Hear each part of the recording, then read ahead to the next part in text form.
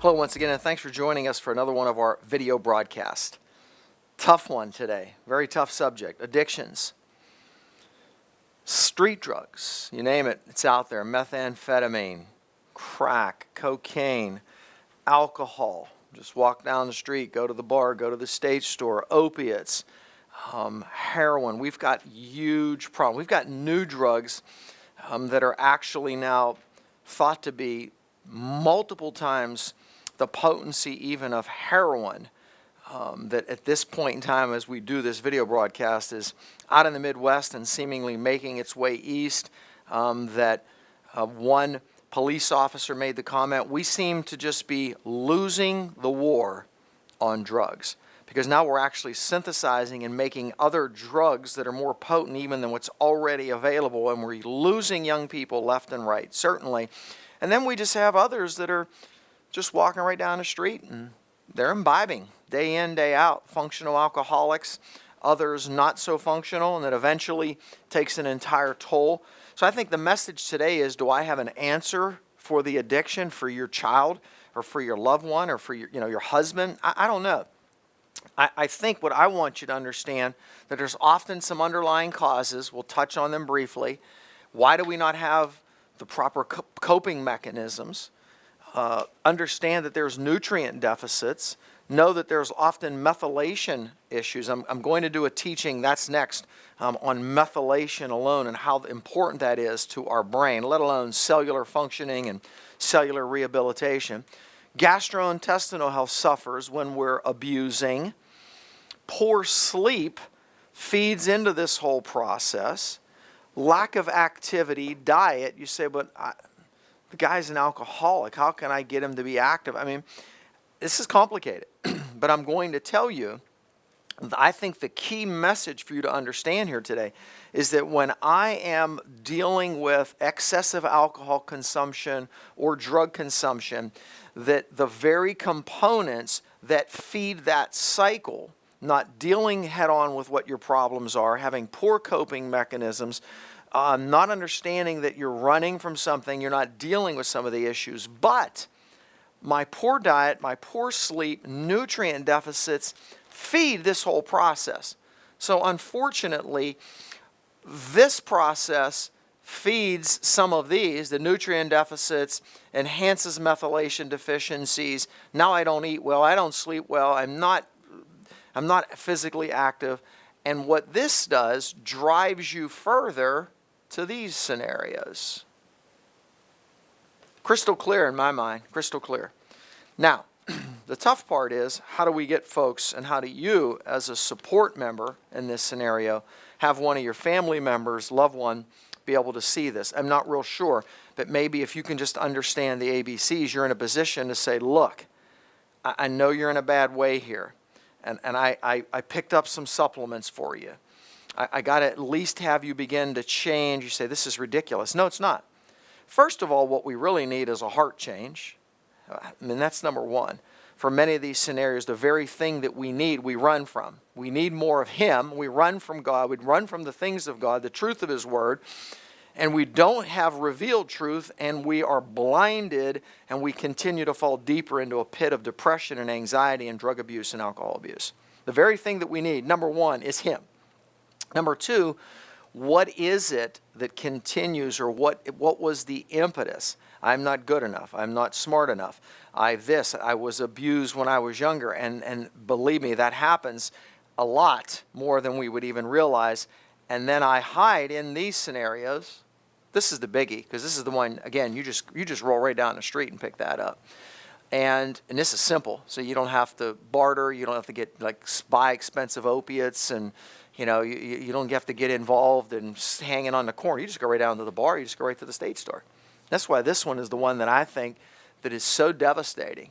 And then this creates huge depletion, neurotransmitters, nutrients. It's obscene. I have no other word to use. The word I can use is it's obscene what happens to individuals. So the very component, however you got here, is bad. This then leads to this, and then this scenario feeds and forces you into this downward, headlong spiral. So what do? Number one, understand that for many folks there's an underlying cause. There's some underlying issues, abuse, insecurities that we're not dealing with. And I don't know how you get there other than using the Word of God as a mirror to begin to have folks be spoken to through the Word of God so that their hearts can be changed and ultimately their thinking and their mind to be changed. Christian counseling, get with a counselor that you begin to work through the areas where maybe you've used alcohol and drugs as a coping mechanism all of your life, and maybe even as a youngster, as a teen, and now you don't know how to get out of that spiral. Next, let's understand the nutrient deficits. Alcohol, clearly, goodness gracious, vitamin D, vitamin A, the B complexes, almost every single one of them, huge depletions with alcohol abuse. Overwhelming the liver, causing a greater demand for nutrients to be used. Now, what's bad about that?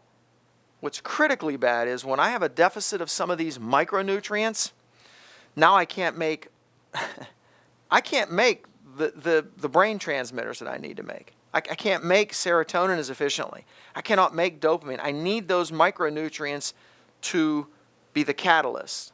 So now I have less sense of calm, less serotonin, less feel-good, pleasurable brain neurotransmitters. Hence, I'll go back to more of this. Also, the lie about alcohol is that, well, it calms me down. The reality of it is that what it really does is it gives you a temporary calming, acts on those GABA receptors in the brain. So you have a temporary sense of calm. But then what it's shown to produce over the long term, clearly is depletion of serotonin activity in manufacture. So now serotonin, the feel-good calming hormone, becomes not your friend. You're not making it as efficiently. And there's even believed to be some activity on dopamine. So I've got nutrient deficits which feed the downward spiral. Methylation. Methylation really is, I hate to use this, but it's nothing more than a CH3 group. Methylating compounds. I mean, there are certain nutrients, specific forms of folic acid that will get through the cell more efficiently into your mitochondria, help you to methylate. The key part of this is that methylating arenas play a huge role in anxiety, depression, panic, headaches, migraines. Shall I go on? And many times the anxiety and the depression and so on leads to alcohol abuse and drug abuse, etc. Methylation. So that's why we have on our coenzyme B complete and in our daily essentials quadrafolic, the specific form of folic acid that is more cellular ready, does more work than folic acid. Why our Mood Essentials is probably one of our most important products, because Mood Essentials has glycine, has a calming effect on the brain, has methionine, L-methionine, that is converted to S-adenylmethionine, that donates a ton of these guys, that makes reactions in the brain go forward. They're catalysts for reactions, so I can make serotonin and dopamine and norepinephrine and so on. So methylating compounds are critical. So you'd say, well, Joe, I still don't get you. You know, my son just drinks. I know, I got you. I know that. This is a tough subject.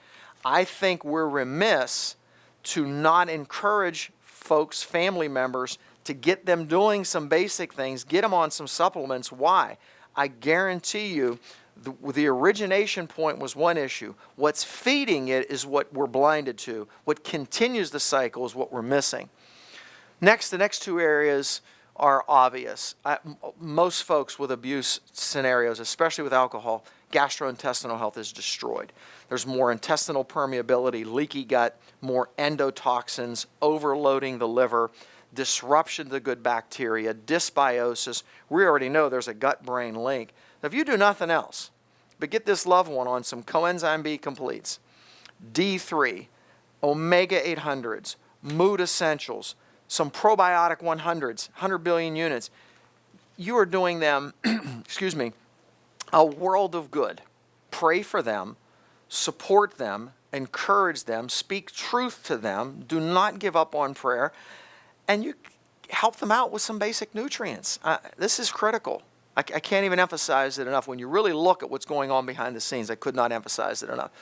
Most young people and most folks in abuse states are not sleeping well. They're sleeping, they're smoking pot, they're doing things, I mean, they're drinking alcohol, smoking pot to get to sleep, but then they're waking up during the course of the night.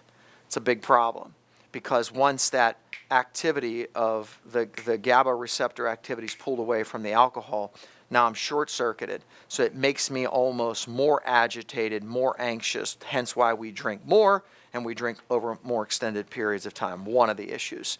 So how can I get you to sleep a little bit better? Sleep Essentials, L5-HTP, one of the two. With these scenarios often comes this big time. Forget who's thinking about diet. I eat whenever, I eat on the fly, I haven't eaten for the entire day, it's now midnight, I'm partying, and so we order and I go get a pizza. And you're on this vicious cycle of poor nutrients, high carb intake, often high sugar intake, bad foods, high bread intake, really devoid of nutrients, those micronutrients. Again, feeds the cycle. It's not the cause, but it feeds the cycle. Low activity, low exercise.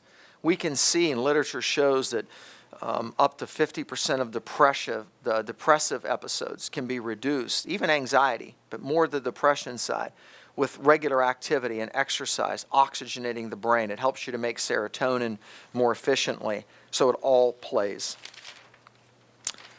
I was going to talk about some other specific nutrients, maybe like acetyl-L-carnitine and taurine and carbonase for specific types of abuse scenarios. I don't think I'm going to. That becomes a little too lengthy. What I would encourage you to do is, if you have a family member that is embroiled in this, you can call the off-air number. You can go to the website, askjod.com. You can set up a consultation time. We can help you with the details of that. So I want to stick to the basics. Here's why. The next area that I think is critically important is kind of what I'll call healing the brain. Because under these scenarios, there's huge disruption and dysfunction that's taking place in the brain. So if I can get you to help your loved one with just these basics, coenzyme B completes and omega 800s, mood essentials, D3 5,000 units, probiotic 100 billion units. If I just get you doing some of the basics, that's beautiful, that's critical.